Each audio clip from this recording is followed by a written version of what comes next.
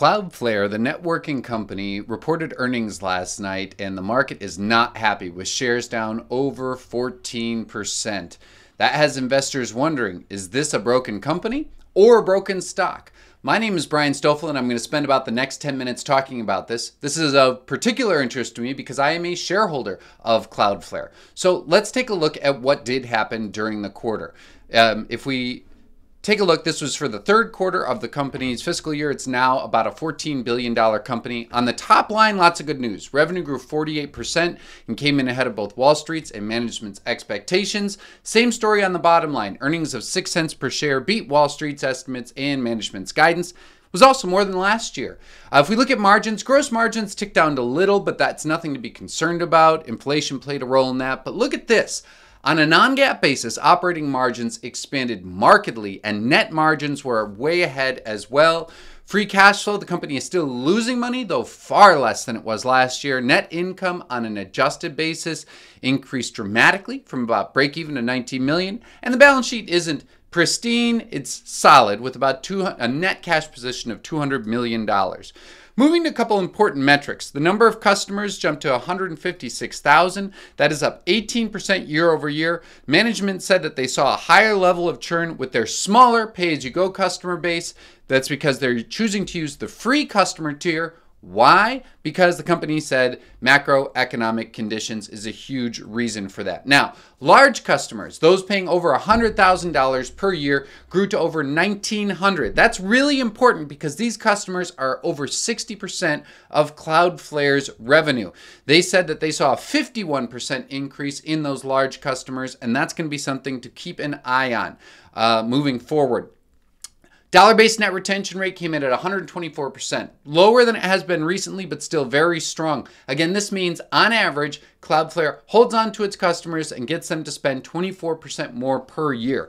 That is a very powerful dynamic. And listen to this, management said that they actually are not satisfied with it until it's over 130%.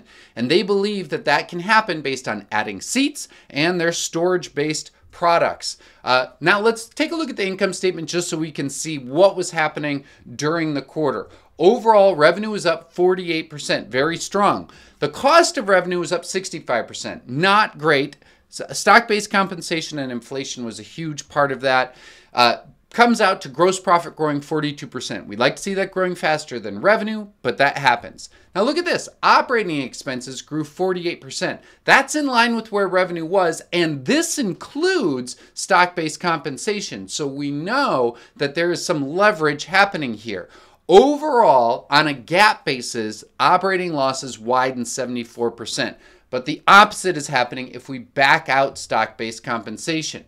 The company has gone from having a negative 25% margin back in 2019 to a 1% positive operating margin in the year-ago quarter to a 6% positive operating margin in the current quarter. That is a very important and positive move for investors to see. Now, because of accounting rules, their non-operating income and their overall net income are largely meaningless. Those non-GAAP numbers tell more of the story.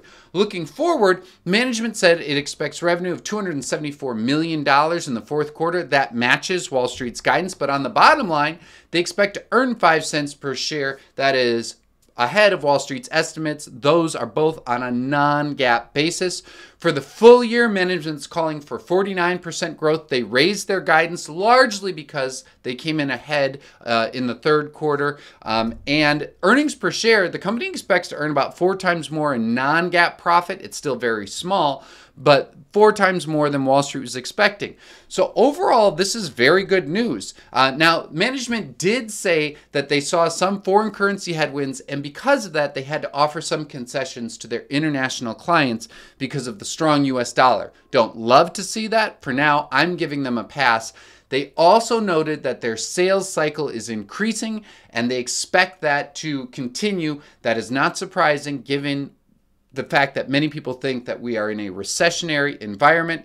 So what should shareholders watch moving forward? First, that dollar-based net retention rate. If it can get above 130, that's great.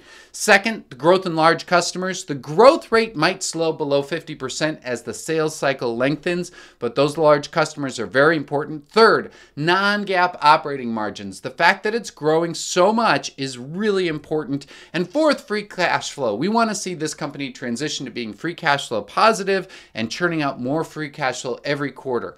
I believe that the moat around this company at worst is stable, but my true belief is that it's definitely widening, and the thesis for owning this company is very much on track, which helps explain why the last time Brian Feroldi ran this through his quality check score, it scored a 78, very well, and on mine a 12, also a very good score. So with all of this pretty good news, you might be wondering, well, why is Cloudflare's stock down so much? In a word, the best explanation is simply valuation and the fact that a highly valued company entering a recessionary time is going to take a beating. Cloudflare is no exception.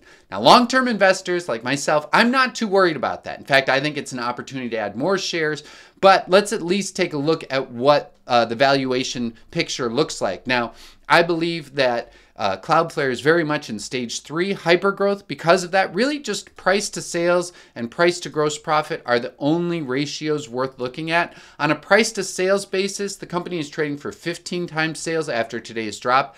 As you can see, that is the cheapest it's ever been. It is very expensive compared to the rest of the market and the cheapest it's ever been. It's pretty much the same story with gross profit, which after today sits at $687 million over the last 12 months.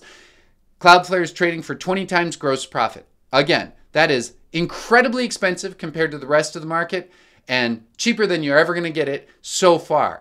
Overall, I am not worried. I'm a long-term shareholder. I'm worried about where the company is going to be in 5, 10, 15, and 20 years, and I think the signs are very positive, but there is some pain in the short term, and that is what comes along with being a long-term investor. Overall, I'm not going to be parting with my shares at all. In fact, as the end of the year comes and I review my portfolio, I might be looking to add more. I hope this was helpful. If it was, give a thumbs up to help this get discovered. Leave a comment in the notes below to let me know if you agree or disagree. I hope this was helpful. Brian, out.